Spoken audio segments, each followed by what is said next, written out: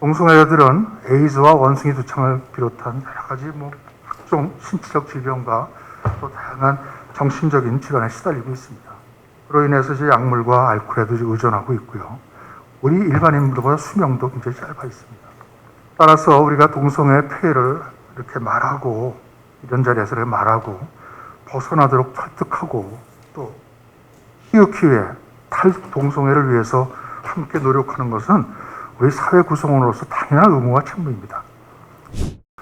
젊은이들 또 청소년들 이들 정말 우리 사회나 국가의 어떤 큰 자산 아닙니까?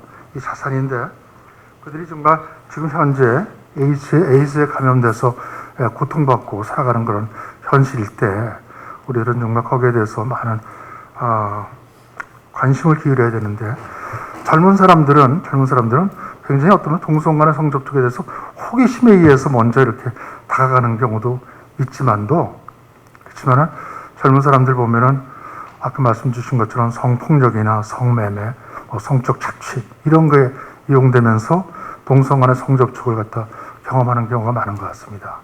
우리 청소년들은 또 술과 또 어떤 것은 약물 중독 이런 걸 통해서 동성 간의 성접촉에 더 다가가고 경험을 하게 되면서 에이즈의 위험성이 점점 커지는 것이죠. 감염 위험성이.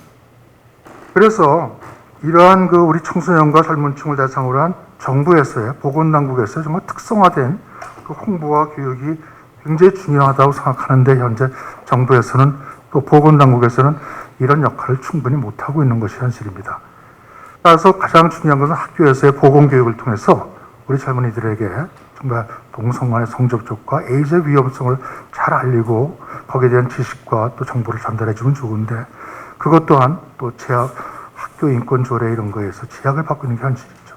따라서 가장 정말 이 시점에서 중요하다고 느끼는 것은 여기 혹시 목회자님들, 사역자분들 계실지 모르겠지만 그분들께서 교회에서 주일학교를 통해서 우리 어린 학생들에게 주일학교를 통해서 어린 학생들에게 청소년들에게 이러한 올바른 도덕과 윤리관을 심어주고 또 이런 총교육을 통해서 잘못된 동성 간의 성접촉에 대해서 많은 것을 알게 하면서 에이즈 위험성을 벗어나게 해주는 것이 우리의 역할과 책임이라고 그렇게 생각이 되어집니다.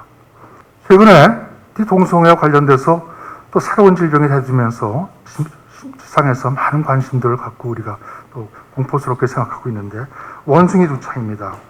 여기 보시는 것처럼 맨 밑에 슬라이드 아프리카 원주민에서 전신에 포와 함께 농포, 구름으로 이루어진 그런 우리 옛날에 천연두 두창 환자들 이렇게 아프리카 원주민에서 원숭이 두창이 발현된 사진인데 이 원숭이 두창은 바이러스에 의해서 발생이 됩니다.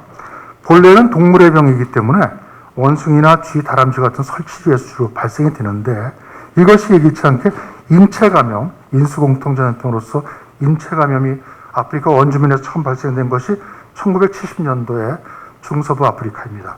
그 이후에 중서부 아프리카 그 지역에서만 산발적으로 발생되는 풍토병으로 그냥 존재하고 있었던 것이죠.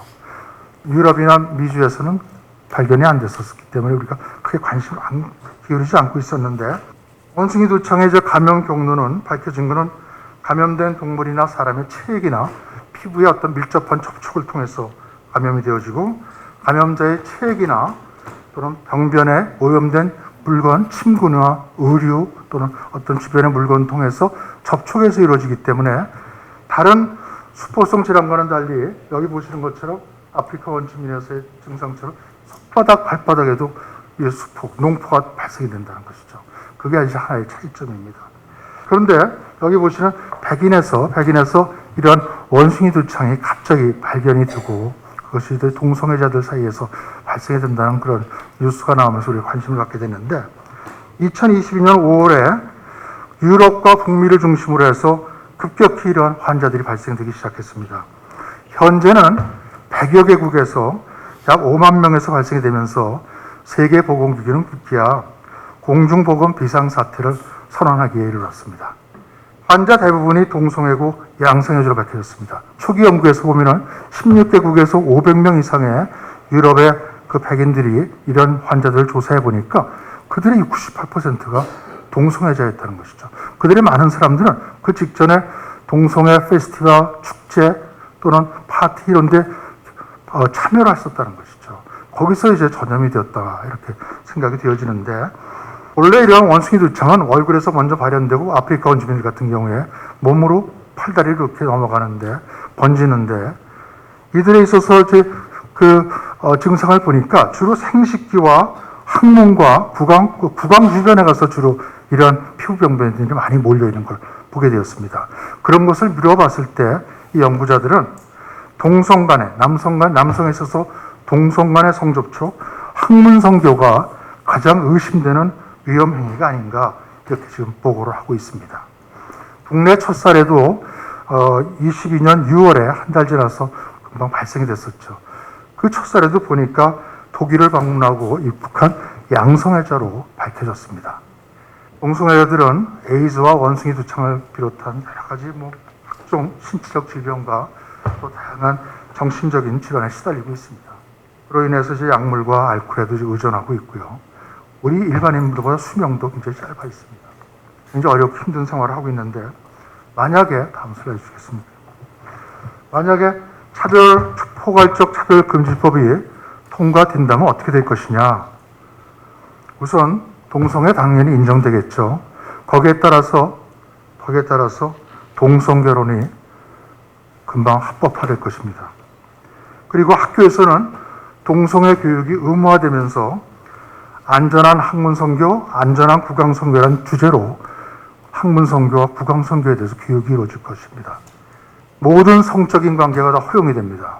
그때 소아성애, 노인성애, 근친상간, 수간, 시체성애, 기계성애, 우리 들어보지도 못한 그런 정말 말도 안 되는 그런 성행태들이 나타날 것입니다.